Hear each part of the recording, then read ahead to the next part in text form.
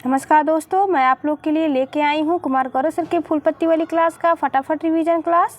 ये current affair की class one day exam की दृष्टि से बेहद ही महत्वपूर्ण है, तो आप सभी प्रश्नों को ध्यान से देखिएगा। कुमार गौरव सर की तबीयत खराब होने की वजह से कई दिनों से क्लास नहीं आ रही थी, आज से स्टार्ट की गई है। तो चलिए शुरू करते हैं आज का रिवीजन क्लास। सबसे पहले हम देखेंगे प्रमुख अनुसूचियाँ। पहली अनुसूची में दिया गया है राज्यों का उल्लेख, जिसमें कि वर्तमान में 28 राज्य और 8 यूटी हैं। दूसरी अनुसूची में है वेतन भत्ते और पेंशन का उल्लेख। तीसरी अनुसूची शपथ संबंधी उल्लेख। ये अनुसूचियाँ 12 जो कि अति महत्वपूर्ण हैं, एग्जाम में अवश्य पूछी जाती हैं। चौथी अनुसूची बार बार पूछी जाती है, इसमें राज्यसभा की सीटों का उल्लेख किया गया है। पांचवी अनुसूची जाति जनजाति क्षेत्रों के प्रशासन का उल्लेख हुआ है। छठी अनुसूची में असम, त्रिपुरा, मेघालय, मिजोरम का जनजाति प्रशासन का उल्लेख है। सातवीं अनुसूची केंद्र और राज्यों के बीच शक्ति का बंटवारा है। आठवीं अनुसूची में भाषाओं का उल्लेख किया गया है। वर्तमान में संविधान में कुल 22 भाषा है। नौवीं अनुसूची अति महत्वपूर्ण है, एग्जाम में बार बार पूछी जाती है। नौवीं अनुसूची भूमि सुधार संबंधित अधिनियम का प्रावधान किया गया है। 10वीं अनुसूची में दल बदल संबंधित प्रावधान किए गए हैं। 11वीं अनुसूची पंचायतों का प्रावधान किया गया है और 12वीं अनुसूची नगर निकायों का प्रावधान। 11वीं और 12वीं अति महत्वपूर्ण है, इसे अवश्य याद रखना है। प्रमुख अनुच्छेद का रिवीजन कर लेते हैं। अनुच्छेद 1 में दिया गया है राज्य प्लस यूटी। अनुच्छेद 6 से 11 तक नागरिकता का वर्णन किया गया है। अनुच्छेद 14 में है विधि के समक्ष समता। अनुच्छेद 17 में अस्पृश्यता का अंत दिया गया है, अति महत्वपूर्ण है। अनुच्छेद 18 में उपाधियों का अंत है। अनुच्छेद 19(1)(a) में विचार अभिव्यक्ति की स्वतंत्रता का उल्लेख किया गया है। अनुच्छेद 21 में प्राण एवं दैहिक स्वतंत्रता का अधिकार का उल्लेख है। अनुच्छेद 21 से अति महत्वपूर्ण है। शिक्षा का अधिकार मौलिक अधिकार है, यह संविधान संशोधन के द्वारा जोड़ा गया है। अनुच्छेद 21(a) शिक्षा का अधिकार मौलिक अधिकार। अनुच्छेद 24 में है शोषण के विरुद्ध अधिकार। अनुच्छेद 25 में है अंतःकरण की स्वतंत्रता। अनुच्छेद 32 अति महत्वपूर्ण है, संवैधानिक उपचारों का अधिकार, जिसे कि B.R. अम्बेडकर ने संविधान का आत्मा बताया है। अनुच्छेद 37 DPSP अपरिवर्तनीय है, इसका उल्लेख किया गया है। अनुच्छेद 38 लोक कल्याणकारी राज्य का उल्लेख हुआ है। अनुच्छेद 39(a) ये संविधान संशोधन के द्वारा जोड़ा गया निःशुल्क विधिक सहायता का उल्लेख है। अनुच्छेद 40 अति महत्वपूर्ण है, ग्राम पंचायत का गठन अनुच्छेद 40 में दिया गया है। अनुच्छेद 44 में समान नागरिक संहिता, जो कि वर्तमान में गोवा में लागू है। अनुच्छेद 47 पोषण दिया गया है।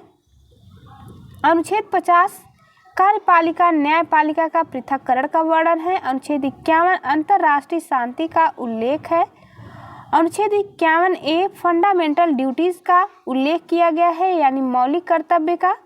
अनुच्छेद 52 भारत का एक राष्ट्रपति होगा, इसका उल्लेख किया गया है अनुच्छेद 52 में। अनुच्छेद 53 में राष्ट्रपति के कार्यपालिका की शक्ति निहित होगी, यह दिया गया है आर्टिकल 53 में। अनुच्छेद 54 में निर्वाचन मंडल का उल्लेख है। अनुच्छेद 55 में निर्वाचन विधि का उल्लेख किया गया है, राष्ट्रपति की बात की जा रही है। अनुच्छेद 56 में राष्ट्रपति के कार्यकाल का वर्णन है। अनुच्छेद 60 में राष्ट्रपति के शपथ का वर्णन है।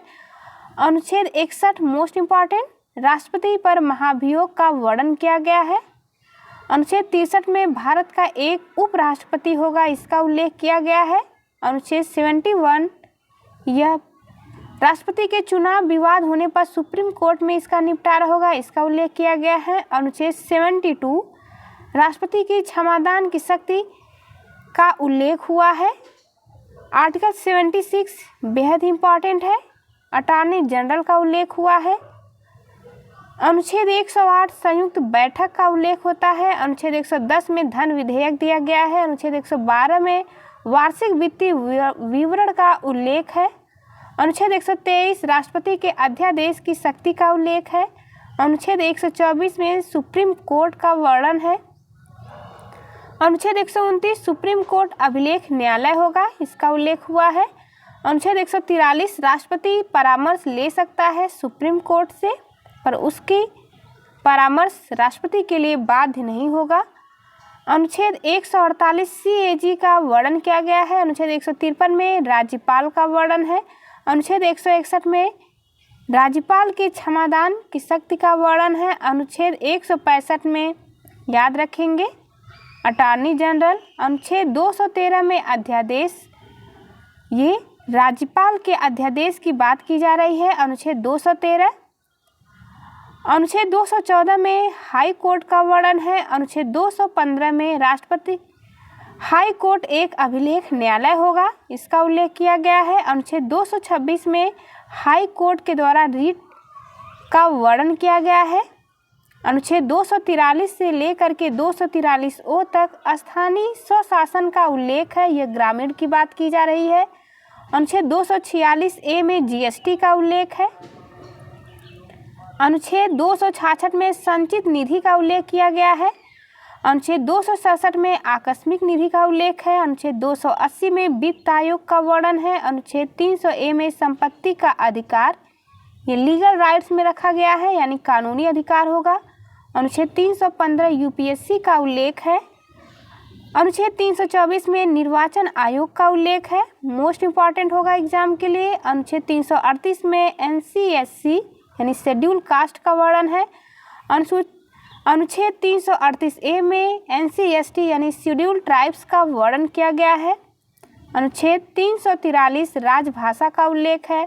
अनुच्छेद 352 में राष्ट्रीय आपात का उल्लेख है। अनुच्छेद 356 में राष्ट्रपति शासन का उल्लेख हुआ है। अनुच्छेद 360 में वित्तीय विवरण दिया गया है। अनुच्छेद 368 में संविधान संशोधन का उल्लेख है, मोस्ट इम्पॉर्टेंट होगा एग्जाम के लिए। अनुच्छेद 370 में जम्मू कश्मीर से संबंधित प्रावधान किए गए हैं। चलिए शुरू करते हैं आज का करंट अफेयर यानी 22 नवंबर 2023 करंट अफेयर का पहला क्वेश्चन। मोस्ट इम्पॉर्टेंट क्वेश्चन है, आने वाले सभी एग्जाम में इसे क्वेश्चन अवश्य पूछे जाएंगे। ICC क्रिकेट विश्व कप 2023 का खिताब किसने जीता है? तो जैसा कि हम सभी को पता है, ICC क्रिकेट विश्व कप फाइनल मैच ऑस्ट्रेलिया के द्वारा जीता गया है, जिसका होस्ट 2023 में भारत था। यह 13वें क्रम का था।